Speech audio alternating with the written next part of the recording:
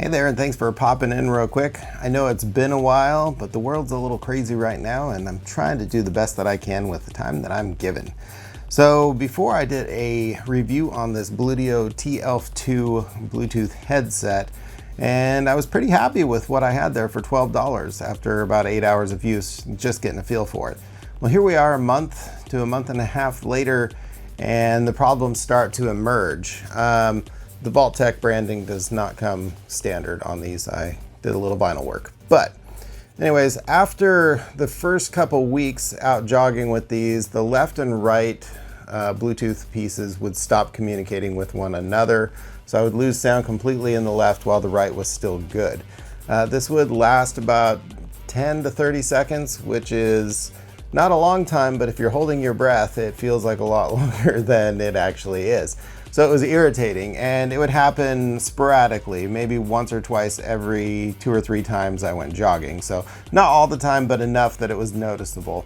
And the most recent mishap is the left earpiece, which seems to be the problem, does not go to full volume anymore. Where the right earpiece is 100% of the volume I'm expecting, the left earpiece is probably between 10 to 20% of the volume of the right earpiece.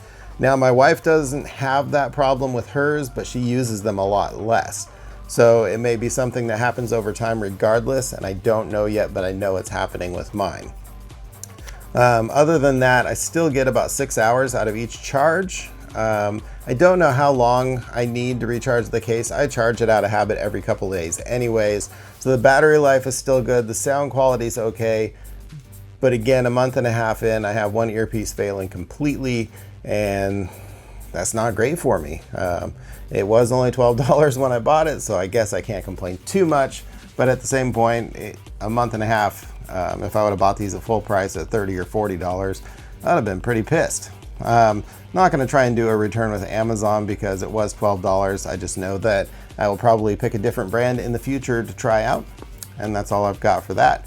So speaking of cheap things, the next thing I'm going to talk about is this little $10 smart band that I got from wish.com.